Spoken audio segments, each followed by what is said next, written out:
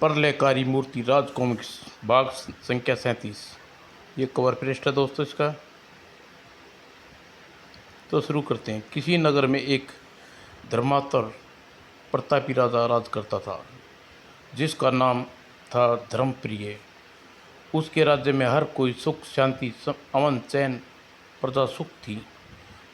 प्रजा के प्रसन्न देखकर राजा और भी अनाचार प्रसन्न होती थी, अपार प्रसन्नता होती थी। धर्म प्रिय अक्सर रानी पद्मावती से करता था, प्रिय राजा का प्रथम धर्म है हरदम पत्नी के प्रेम में डूबा रहे नहीं, बल्कि प्रजा के हितों में ध्यान रखना चाहिए। जवाब में रानी कहा करती, मुझे आपसे विचार जानकर बेहद प्रशंसा हुई महाराज। काश मैं भी लोगों की ऐसी सोच लगे कि यह धरती स्वर्ग बन जाए। राजा ने महल में प्रांगण में एक घंटा लगवाया रखा था, जिसे नगर का कोई भी व्यक्ति न्याय पाने के लिए किसी भी समय बजाकर राजा का सम्मुख अपनी फरियाद प्रस्तुत कर सकता था। एक दिन घंटे की आवाज़ टन। अवश्य ही कोई फरियाद लेकर आया है, हमें उसे सिर्फ पहुंचना चाहिए। परंतु तुरंत ही राजा धर्मप्रिय अपने मंत्रियों के साथ फरियादी के सम्मुख पहुंचा। कहो फरियादी, तुम्हें क्या दुख है? दुआई हो महाराज, मैं लुट गया, बर्बाद हो गया। प्रधान महाराज, तीर्थी पर जाने के पहले अपने जीवन भर की पूंजी साहूकार के पास सुरक्षित रख गया था। लौटने पर जब मैंने अपनी पूंजी का साहूकार से वापस मांगी तो उसे पहचानने से भी इनकार कर दिया। अगर मुझे मेरा धन वापस न मिला तो महाराज मैं गरीब किसान कहीं का भी न रहूँगा, मेरी बीवी बच्चे भूखे मर जाएंगे। हम सारा किस्सा समझ गए फरियादी, तुम फिक्र मत करो। वास्तव में साहूकार दोष पाया तो उसे कड़ा दंड दिया जाएगा। महामंत्री जी, साहूकार को तुरंत हमारे सामने पेश किया जाए। जो आज्ञा महाराज। महामंत्री के जाने के पश्चात साहूकार को उसकी दुष्ट की सजा मिलनी ही न महाराज। अवश्य अपराधी को कठोर दंड बच नहीं सकता। अगर किसान का मुकदमा झूठा हुआ साबित हुआ तो तब वह सजा किसान के लिए मिलेगी, साहूकार को मिलनी थी। दरबार में मुकदमे का फैसला सुनाने के लिए भारी भीड़ एकत्रित हो चुकी थी। भैरव सिंह द्वारा लगाया गया इल्ज़ाम बहुत सुनकर साहूकार के जीवन सिंह अपनी सफाई में कुछ कहा। मैं सिर्फ इतना महाराज कि मुझ पर लगाया यह इल्ज़ाम स्वार्था बुनियाद किसान मेरे भैरव सिंह बिल्कुल झूठा है। इस बात को सिद्ध करेंगे। तुम्हारे पास कोई सबूत है? सबूत यह रहा महाराज, एक कागज़ पर साफ लिखा है कि मैंने किसान की सारी संपत्ति वापस लौटा दी है। इसके बीच भैरव सिंह ने हस्ताक्षर हैं मौजूद हैं, आप देख सकते हैं महाराज। इस पर वाकई तुम्हारे हस्ताक्षर मौजूद हैं। क्या किस्सा है भैरव सिंह?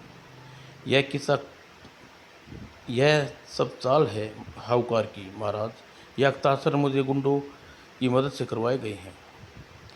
चाल भैरव सिंह यह रहा महाराज, मेरे पास दो ऐसे गवाह हैं जिनके मैंने इनकी सारी संपत्ति इनको लौटा दी।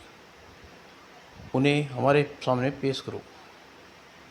दो गवाहों ने राजा के सामने पेश किया गया। बोलो, क्या तुम इस किसान को अपनी संपत्ति वापस पाते हुए देखा था? जी महाराज, उस समय मैं साहूकार से कर्ज मांगने गया था और मैं अपनी धरोहर वापस पाने के लिए। राजा धर्मप्रिय उलझन में पड़ गया, किसे सच समझे और किसे झूठ। अतः काफ़ी सोच विचार करने के बाद फैसला सुनाया। किसान भैरव सिंह, हमारे सबूत तुम्हारे खिलाफ हैं। हमें लगता है कि लाभ के लिए तुमने अपने जीवन सिंह से झूठा इल्ज़ाम लगाया है। आप स्वार्थ सिद्ध करना चाहा, जो कि हमारे कानून की नज़रों में अपराध है, और इस अपराध की सज़ा के रूप में तुम्हें सरेआम 20 कोड़े लगाने का हुक्म देते हैं। रहम महाराज, मुझ पर रहम करो, मैं बेकसूर हूँ। महाराज की जय हो। पर उसकी एक न सुनेगी। स्टाक स्टाक स्टाक। जल्लाद तो अपना काम करते चले गए, परंतु भैरव सिंह, तुम इस बात की उम्मीद न थी। ओह, तुम्हारा कौन से विश्वास करेगा। हे प्रभु, तुम धोखा तो मुझे बाज निकले। और उस रात सोता किसान अचानक जगा। धोखेबाज, मक्कार, नहीं, अब मुझे जीवित नहीं रहना चाहिए। और फिर एक नदी में कूद कर अपने प्राण दे दिए।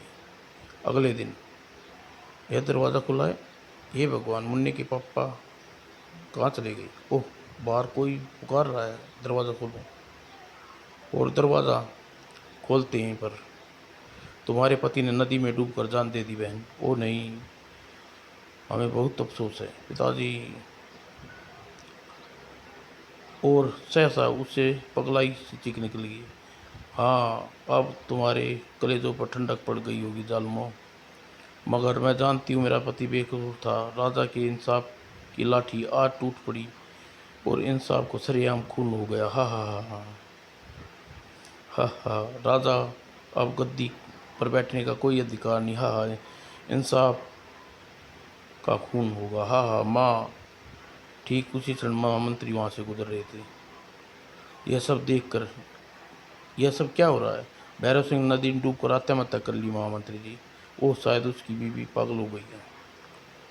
ओह, यह तो बहुत बुरा हुआ। महाराज को चलकर यह सूचना देनी चाहिए। रथ को सिर्फ राजमहल की ओर लगा कोतवाल। महल पहुंचकर जैसे ही महामंत्री ने राजा को इस घटना के अवगत कराया। ओह, हे प्रभु, आप क्या कह रहे हैं महामंत्री। मैंने वह सारा दृश्य खुद अपनी आंखों से देखा महाराज। ओह, कहीं इस मामले में हमसे कोई चूक तो नहीं हो गई। कहीं वास्तव में कल हमारे से इंसाफ की डगमगा तो नहीं गया। महामंत्री, अगर ऐसा है तो हुआ है तो हम खुद को कभी क्षमा नहीं करेंगे। पर महामंत्री जी, तुरंत साहूकार जीवन सिंह को और दोनों गवाहों को हमारे सामने पेश करें, जो हुक्म। और महामंत्री की आज्ञा की देर थी कि महाराज की नाचीज का प्रणाम। महाराज, महाराज, जानते हो जीवन सिंह, हमने यहाँ क्यों बुलाया। भैरव सिंह ने नदी में डूबकर प्राण दे दिए। जैसे बड़े अफसोस की बात है महाराज, लेकिन इसके सिवा दूसरा रास्ता भी नहीं था उसके पास। बेशक, परंतु हमें तुम्हारी मक्कारी का पता लग गया है गुस्ताख। हमें जान गए हैं तुम्हारे दोनों साहूकार झूठे हैं और भैरव सिंह निर्दोष था। दंड का भोगी बनना पड़ा। क्या, यह क्या कह रहे हैं महाराज। खामोश, हमने तुम तीनों को लिए मौत की सज़ा ताबीज की है। इतना सुनते ही दोनों झूठे थर पैरों में गिर गए। रहम रहम महाराज, इसमें हमारा कोई दोष नहीं है।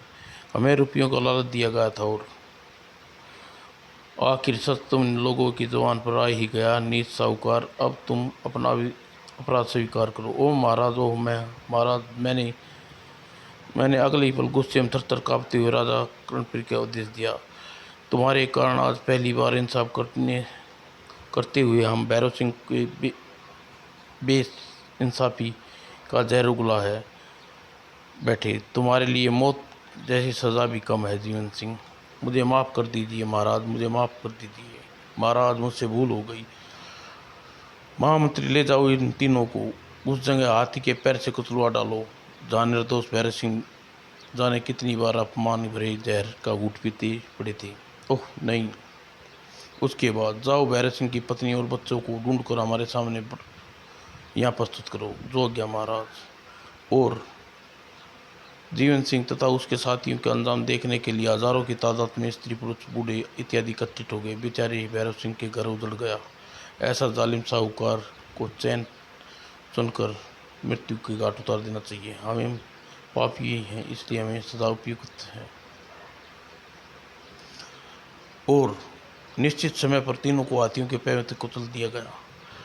और अंत में सत्य जीत वह बार जद्दोजहद एक बार फिर हुई। हाँ हाँ, उधर महल में इधर तीनों शैतानों की मृत्यु की खबर का समाचार धर्मप्रिय के कानों में पड़ा। महाराज ने एक दुखी खबर, भैरव सिंह की पत्नी नदी में डूबकर अपने प्राण त्याग दिए हैं और उसका अनाथ बच्चा है। ओह, यह हम क्या सुन रहे हैं भगवान, यह सब क्या हो गया? इस बच्चे का अब क्या करेंगे महाराज? करना क्या है? इसे ले जाकर किसी अनाथालय में दाखिल करा दो। क्यों महाराज? रानी पद्मावती शायद परीक्षा ले रही थी अपने पति की। ठहरो, इस बच्चे की माँ बाप के हत्यारे हम हैं महारानी। अगर यह अनाथ आश्रम चला गया तो हमारे न्याय की लाठी पर हमारा दूसरा प्रहार होगा। हमें फैसला कर लिया है महामंत्री। हम गौर से सुनिए कि राज्य की भर में इस बात का ढिंढोरा पिटवा दीजिए। आप आदेश दीजिए महाराज। आज से, अभी से अपने पद का त्याग करते हैं, वे इस बाल को राजगद्दी का मालिक बनाते हैं। महाराज, ये आप क्या कह रहे हैं महाराज? यह हमारा फैसला अटल है, लेकिन घबराओ नहीं। जब तक यह बाग अवश्य हमें राज्य की देखभाल करेंगे। ओह, आप जैसे महापुरुष पति के रूप में पाकर धन्य हो गई। राजा धर्म सिंह फिर किसी की न सुनी और उस बालक को राज तिलक कर गया। ओह, आज राजा की बागडोर तुम्हारे नन्हे कंधों पर होगी नन्हे सम्राट। और सारी जनता को यह अद्भुत न्याय देखकर आश्चर्यचकित रहेगी। राजा धर्मप्रिय जिंदाबाद जिंदाबाद अमर रहे। और भीड़ को शांत करने के लिए राजा का ने अपनी बात जारी की, क्योंकि केवल झूठ के कारण ही आज दोनों निर्दोषों की जान चलेगी। इसलिए हम ऐलान करते हैं कि राज्य में ऐसे झूठ बोलने वाले केवल मृत्युदंड दिया जाएगा। मगर महाराज, इस फैसले को बदला नहीं जा सकता। महामंत्री जी, हमारा आज्ञा का पालन हो जी। और राजा की ऐसी सारी जनता के सामने रख दिया गया। सुनो सुनो, राजा ने ऐलान, झूठे व्यक्ति को मृत्युदंड दिया जाएगा। यह तो व्यापार जुल्म होगा। बिना झूठ बोले हमारा माल कैसे खरीदेगा? सही, सच की कीमत बताने से कोई नहीं आएगा। लेकिन इस प्रकार हाथ पे हाथ रख कर बैठे रहना तो कुछ नहीं होगा। तो फिर हमें क्या करना चाहिए? हमें राजा से भेंट करनी चाहिए। महाराज, हमारी एक न सुनी, उल्टे फिर हम पर यही अधिक नज़र रखी नहीं जाएगी। पर इसके सिवा दूसरा कोई रास्ता नहीं है। शायद महाराज कोई रास्ता निकाल लें। और इस प्रकार महाराज, कुछ व्यापारी लोग आपसे मिलना चाहते हैं, उन्हें भीतर भेजो। और सभी व्यापारी महाराज के सम्मुख उपस्थित हुए। झूठ बोलने से कोड़े दंड की व्यवस्था हटा लीजिए महाराज। कदापि नहीं, हमारे फैसले पर शाही मोहर लग चुकी है। लेकिन इस तरह हमारा अर्थव्यवस्था पर अज्ञात लगेगा। हाँ, क्योंकि हम व्यापार में कुछ हेरा फेरी तो चलती है, कुछ व्यापारों में तो बिना झूठ का सारा नहीं चलता। यही मुश्किल है। आपके करों पर इस नियम का प्रभाव पड़ेगा। हाँ, इस विषय पर कोई बहस करना नहीं चाहते। मगर महाराज, फिर भी हमारा क्या होगा? दूसरे राज्यों के व्यापारी झूठ बोलकर काफ़ी नुकसान पहुंचा सकते हैं। इसका एक ही उपाय हो सकता है, वो यह है कि अगर सत्य बोलने पर आपका माल नहीं बिकता तो हम राज्य की ओर से एक बाज़ार खुलवाएंगे। उस बाज़ार में आपकी हर वस्तु खरीद ली जाएगी जो सत्य बोलने पर नहीं बिकेगी। और व्यापारी चले गए। फिर राजा ने डर से राज्य में झूठ बोलने का डर ने लगी। महाराज, एक व्यक्ति चोरी करता रंगे हाथ पकड़ा गया। मैं स्वीकार करता हूँ महाराज। इस चोर को 1 माह के लिए कारागार में डाल दो। झूठ बोलने पर मृत्युदंड मिलती होती, इससे चोरी ही से मुकर जाता। ले चलो। जिस व्यापारी का कोई सामान सच बोलने पर नहीं बिकता, वह राजा द्वारा खुलवाए गए बाजार में खरीद लिया जाता। यह रहा तुम्हारा सामान, पूरी कीमत। धन्यवाद। एवं उसकी पूरी कीमत चुकाकर राज्य की जनता बिना लाभ हानि के सुलभ करा दिया जाता। राजा धर्मवीर इस नियम से उसका ख्याति दूर दूर तक फैलने लगी, परंतु सेना में कालदूत के बीच सोच रहा था, उफ दिवाकर महाराज, यह सत्य पालन की महिमा कोई गुल खिलाने वाली है, किंतु कुछ करते क्यों नहीं सेनापति। इस प्रकार तो हमारा खर्च निकालना भी मुश्किल हो जाएगा। और यह हुआ उस भैरव सिंह के कारण। कमबख्त कितनी शान से राजगद्दी का मालिक बन बैठा और हम लोग देखते रह गए। समय का इंतज़ार करो दिवाकर, एक दिन अवश्य ही कुछ कर गुजरेंगे। वह दिन कब आएगा? जल्दी। सुनो दिवाकर, एक ऐसा व्यक्ति को जानता हूँ जो हमारी इस मामले में अवश्य सहायता मदद करेगा। कौन है वह? कल ही सुबह छिप कर उसके मिलने जाएंगे। सूर्यास्त होने के पहले घर पर ही आ जाना, समझे? और उधर भोर की लाली आकाश में फैली। तुम तैयार हो ना सेनापति कालदूत? हाँ, मैं तुम्हारा इंतजार कर रहा था। आओ चलें। वो तत्पश्चात दोनों अपनी यात्रा पर निकल पड़े। यह राह में हम कब पहुंचेंगे? शायद दोपहर तक। और लगातार घोड़े दौड़ाते रहे। एक अज्ञात खतरा नियंत्रण के सिरों पर मंडराता रहा। बस कुछ दूर और है दिवाकर। और सनसनाता हुआ पाला आकर दिवाकर के घोड़े की पीठ पर आकर लगा। आह, वो खतरा! एक आंख हुए हमले से दिवाकर के होश उठ गए। और अगले ही पल खबरदार, हम नरबक्षी टुम्बा जाति के लोग हैं, मुकाबला करना होगा। फंस गए। उस समय उनके पास इसके अलावा कोई चारा न था। तुरंत सेनापति अपनी आंखों के इशारा पाते ही दोनों तलवार निकालकर बेहद फुर्ती से साथ उन पर टूट पड़े। और पलक झपकते ही खच खच लो, और दूसरे टुम्बा लोगों की तुरंत हरकत में उफ बाल बाल बचे। वो दिवाकर की फुर्ती के आगे एक न चली। और खतरे को भांपते हुए टुम्बा के लोग एक गुप्त स्थान पर। हमें भाग निकलना चाहिए। ओह, शायद ये लोग साथियों को बुला रहे हैं। और इससे पहले ही बुरी तरह गिर चुकी हैं दिवाकर। इस मुसीबत में तुमने डाला है कालदूत, अब तुम ही भुगतो। और खतरनाक नरबक्षी टुम्बक लोगों की मौत का ऊँट कपवा देने वाली शोर पूरे दोनों को तरफ से अपनी मौत के साक्षात रूप से दिखाई देने पड़ी। तभी अचानक ओह, नई मुसीबत! साएं साएं। और एक भयानक मजबूत पंजे ने उसे गिरफ्तार कर लिया। भागो भागो कालदूत! ओह! मगर अब टुम्बा के लोग भागने का आसान न था। मौत के दूत खुद मृत्यु समा गई थी। और टुम्बा के लोग भागकर अपने प्राण बचाने की कोशिश की, किंतु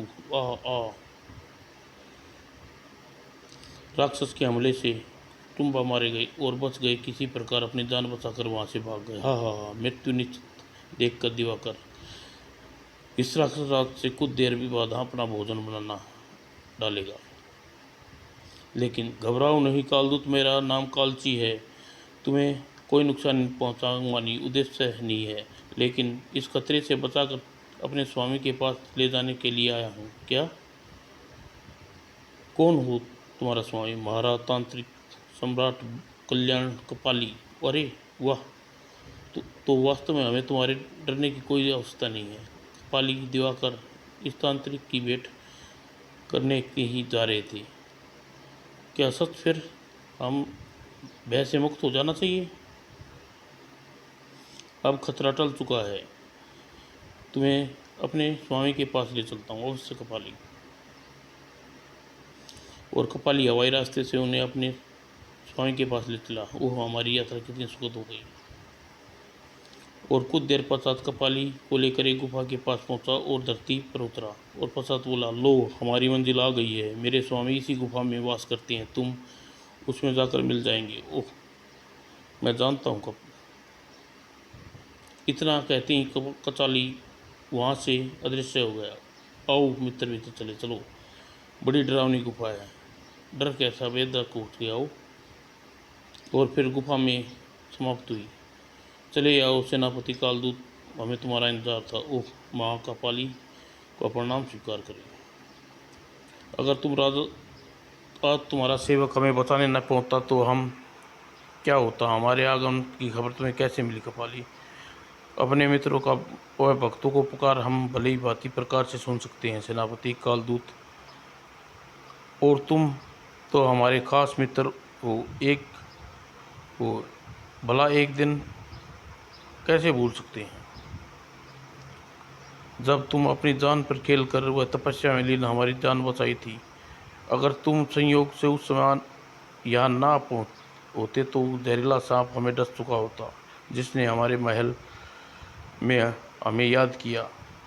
हमें उसी समय तुम्हारी प्रार्थना की सूचना मिल गई थी। उसके बाद हम तुम पर नियंत्रण नजर रखे हुए थे और तुम सारी बातें समझ ही गए होगी। ओह तुम महान हो कपाली। तुम्हारे साथ यह युवक कौन है?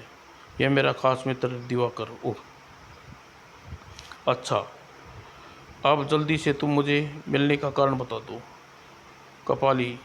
अवश्य कपाली, सुनो, हमारा राजा धर्म प्रिय को जाने क्या सत्य धर्म के पालन करने की सूझी है कि झूठ बोलने वाले को मृत्युदंड से कम सजा नहीं है। उसकी सत्य महिमा हम लोगों के लिए दिन रात कल खराब गुजर रही है। बिना झूठ बोले और बिना हेरा फेरी किए हमारा गुजारा कैसे चल सकता है? ठहरो ठहरो, धर्म सिंह की बढ़ती हुई लोकप्रियता मेरे कानों में तक पहुंची चुकी है। आज के युग में किसी सत्यवादी के प्रवेश मुझे पूरी आंख नहीं सुहाता। तुमसे पहले ही मैं उस पाजी राजा को मजा चखाने का निश्चय कर चुका हूँ। कल कालदूत केवल समय का इंतजार कर रहा था। तभी और कितना इंतजार करना होगा हमें? अधिक नहीं दिवाकर, शीघ्र ही तुम अपने राज्य में एक अनोखा किस्सा होते सुनोगे और तब समझ लेना कि उस नगर में प्रवेश कर चुके हैं। इसके अलावा भी तुम एक मुसीबत है। राजा एक 10 वर्षीय बालक का राजगद्दी का मालिक बना दिया है, जबकि मैं सब समझ रहा हूँ। तुम फिक्र न करो, अपनी ओर से तैयारी पूर्ण रखो, शीघ्र ही तुम उस राज्याधिकारी के मालिक होगे। और राजा धर्मप्रिय, हा हा, वह अपने ही जाल में बुरी तरह फंस कर रह जाएगा। हा हा हा। अच्छा कपाली, अब हमें इजाज़त दो। सूर्य ढलने से पहले हमारा महल पहुंचना आवश्यक है। ओह शुक्रिया।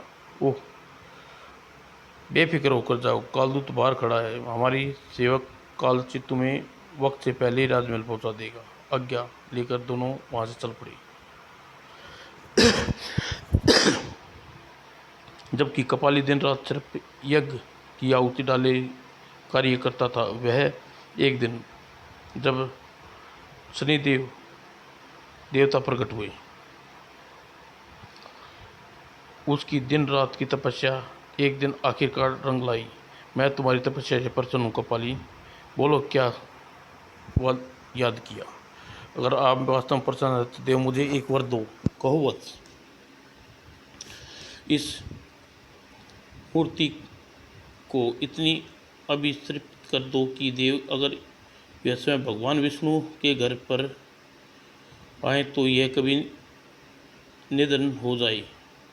किसी कवच काया वाले कर्णभेदी की दीर्घायु के पास जाए तो उसकी अल्पायु हो जाए,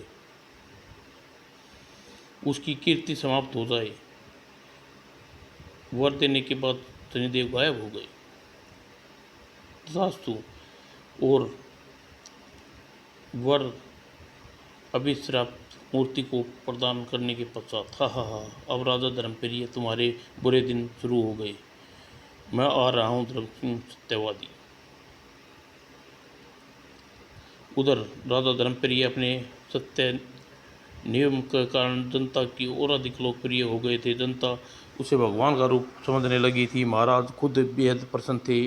आज मैं बहुत प्रसन्न हूँ महारानी, मेरे जीवन में सामर्थ्य हो गया। आपके चरणों की धूल पाकर मेरा भी उद्धार हो गया महाराज। दूसरे दिन सुबह राजा विशेष बाजार में, ओह, यह सारा माल सत्य बोलने पर बिक रहा है सका है, फिक्र क्यों करते हो? यह लो सारे माल की कीमत, पूरी कीमत। तभी, सुनो भाई, क्या यह माल खरीदा जाता है? सत्य बोलने पर बिक नहीं जा रहा। हाँ, पर तुम कौन हो? क्या बेचना चाहते हो? यह मूर्ति। यह मूर्ति? हाँ। किसकी है? हाँ, इसकी कीमत सुनकर भी इसे कोई खरीदने को तैयार नहीं होता। और अगर मैं झूठ बोलकर इसे बेचता हूँ तो राज्य के नियमों का विरुद्ध होगा। भला क्या होगा? मूर्ति कितने की कीमत है? केवल 5 चांदी के सिक्के। भला ऐसी बढ़िया नस्यकारी मूर्ति इतनी कम कीमत पर खरीदने को तैयार क्यों नहीं है? क्योंकि यह मूर्ति अभिशप्त है। दीर्घायु के पास जाए तो अल्पायु हो जाती है, सज्जन के पास जाए तो वह दुर्जन बन जाता है, अमीर के देखने जाए फकीर बन जाता है, कंचन काया के कोड़ी बन जाता है। बस बस रहने दो, मुझे कोई पागल नहीं मालूम पड़ता है। भला ऐसी मूर्ति को कोई एक सिक्के भी क्यों खरीदने लगा? इसलिए तो मैं महाराज ने बनाए इस बाजार में इसे बेचने के लिए आया हूँ। सत्य बोलकर तो बिकने से रही, अगर मैं तुमने झूठ इसे खरीदा तो मैं इसे कहाँ लेकर जाऊँ और कहाँ बेचूँगा? जाओ जाओ, इस मूर्ति को कहीं भी नदी में बहा दो, कुएं में फेंक दो, यहाँ नहीं खरीदेगा। इसका मतलब तुम इसे खरीदने से इनकार कर रहे हो। अंत में मजबूर होकर मैं महाराज को इसे भेंट करनी होगी। वह वहाँ से इस मनुष्य मूर्ति को खरीद नहीं जाएगी। यह मूर्ति महाराज के पास अवश्य खरीदेंगे। और कल्पित सीधे महल में पहुँच गया। महाराज से जाकर कल्पऋषि का प्रणाम कहो, उसे एक आवश्यक कार्य है, सन्यासी आए हैं, थोड़े इंतजार कीजिए महाराज। तो कुछ देर बाद महाराज आपके भीतर बुलाया। चलो। अभिवादन के पश्चात, कहिए, हम आपकी क्या सेवा कर सकते हैं? आपके राज्य में झूठ बोलने की मनाही है। सत्य कहने से मेरी मूर्ति बिकती नहीं है। थक हार कर आपके पास आया हूँ। किंतु जब उसने मूर्ति की हकीकत एवं कीमत को राजा के सामने रखने के साथ कहा, अब या तो आप इस मूर्ति को खरीद लें या अन्यथा मेरे सत्य के नियम से भंग कर दें। ओह, तो यह घोर पापी लगता है। धैर्य से काम लो रानी। और राजा धर्म सिंह संकट में पड़ गए। ओह, अब क्या? अगर इस मूर्ति को खरीदी तो मुसीबत, नहीं खरीदता तो सत्य धर्म के समाप्त करना होगा। मेरी वर्षों की मेहनत पल भर में धूलों में मिल जाएगी। ए प्रभु, मुझे रास्ता दिखाओ। उधर महारानी गंभीर देख गुस्से में चीख पड़ी, महाराज, इस नीच पापी दुष्ट को यहाँ से धक्के मार के निकाल दीजिए। नहीं रानी, नहीं, यह इसे के साथ अन्याय होगा, हमें सोच लेने दो। और अंत में, अतः हम तुम्हारी मूर्ति को खरीद लेते हैं। यह महाराज क्या कह रहे हैं आप? धन्यवाद महाराज। महाराज किसी की एक न सुनी। और कल्पऋषि जाने के पश्चात, घबराओ नहीं रानी, यह देखिए हमारे साथ। ओह, आप कैसा अनर्थ कर दिया महाराज, यह मूर्ति कितनी सुंदर है पिताजी। बात सेनापति दिवाकर के कानों में पड़ी। वाह, इसका मतलब कपाली ने अपना काम कर दिया। अब महाराज के दिन के तारे गिनने पड़ेंगे। दिवाकर, तुमने सारी तैयारी कर ली? फिक्र ना करो सेनापति जी, सारी तैयारी, सेना केवल आपके इंतजार है, इशारे के अंदर। और महाराज सोकर उठे। ओह, मूर्ति के प्रभाव से हमारे शरीर पर कोड उभर आया। ईश्वर। और पलक झपकते ही राजा के कोढ़ का भयानक समाचार गूंज उठा। क्या राजा कोढ़ हो गया? उफ, यह क्या मूर्ति का प्रभाव है? ओह, राजा कोढ़ी हो गए। तब तो राज्य में कानून अनुसार उन्हें दूसरे कोढ़ियों के साथ नगर के बाहर रहना होगा, ताकि राज्य बाहर में फैल ना जाए। ठीक है, ठीक कहते हो। राजा को चलकर कहना होगा चाहिए। और इस प्रकार दिवाकर ने बहकावे में आकर सारी प्रजा जनता एकत्र होकर महल में पहुंची और राजा के बुर्ज पर पहुंचा।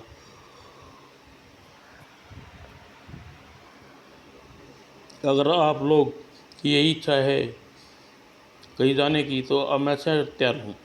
ये प्रभु, यह सब क्या हो रहा है? नहीं, यह है बनी बात। अब मुझे महल छोड़कर जाना होगा। तब तो मैं भी आपके साथ चलूँगी महाराज। और राजा धर्मदेव के समझाने बहुत चेष्टा करने आतंक रानी की हार हुई और अन्य सम्राट और मंत्रियों को रानी के पास कुशल छोड़ गई।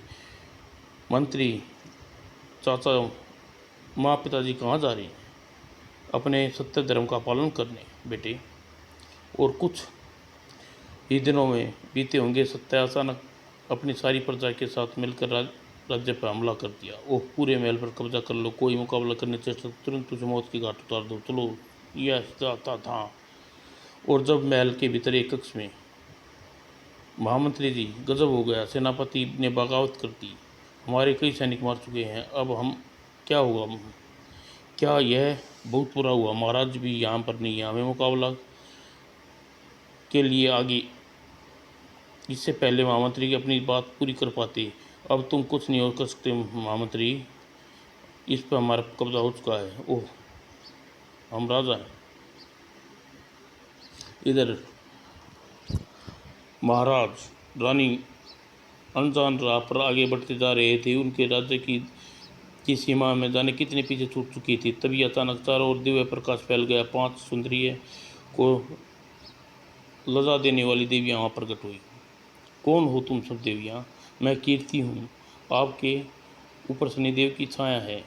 मैं आपका भी त्याग करती हूँ। मैं इच्छा हूँ। मैं संतोष हूँ। मैं लक्ष्मी हूँ। आपके पास क्या काम? अतः मैं भी चली। और मैं हूँ आयु। अब तुम्हारे साथ नहीं रह सकती राजन। नहीं, मेरे पति को छोड़कर मत जाओ। फिर देखती ही देखती देवियाँ वहाँ से लुप्त हो गई। उठ के गायब होती ही एक करिश्मा हुआ। आप कौन हैं देव? मैं हूँ सत्य। राजन, अब मेरा तुम्हारे साथ रहना मुश्किल हो गया है। इतना सुनते ही महाराज तुरंत उसके कदमों में गिर पड़े और बोले, नहीं देव, सब तो मुझे साथ छोड़ गए, लेकिन आप भी चले जाना चाहते हैं, जिसके लिए मुझे अपना सब कुछ दांव पर लगा दिया। प्रभु, कम से कम आपका तो साथ देना चाहिए। उठो राजन, मैं तुम्हारे धैर्य और की परीक्षा ले रहा था। जिसे सत्य धर्म का पालन किया, उसे कीर्ति, संतोष, यश, आयु साथ छोड़ नहीं सकती। देखो, ओह राजन, आप महान हैं। फिर एक बार फिर आगे बढ़ चले।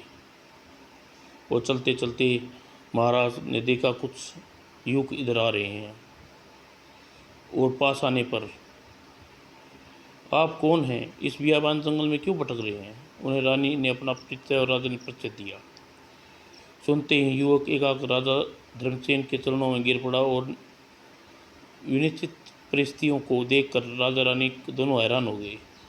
हम तो आपके ही दर्शन के लिए नगरी में पधार रहे थे महाराज, मगर आप हालात कैसे होगी महाराज? यह एक लंबी कहानी है। राजा ने सारी कहानी सुनाई। और आप महान हैं राजा। नज़दीकी ही हमारे गुरु का आश्रम है, आप वहाँ चलिए। और फिर सबके आश्रम में ले गए, सारी कहानी सुनाई। ओह, यह सारा किया धराऊ शैतान कंपाली बलि का है। अब उस मुसीबत से बचने का एकमात्र उपाय है कंपाली की समाप्त कर दिया जाए। तब यह स्वयं ही मूर्ति निष्क्रिय हो जाएगी। अगर आप आदेश दें तो हम सब मिलकर शैतान को विजय प्राप्त कर सकते हैं। मुझे तुम लोगों पर पूरा विश्वास है। जाओ इस पुण्य कार्य में सफल होकर लौटो। ईश्वर तुम्हें सफलता दे।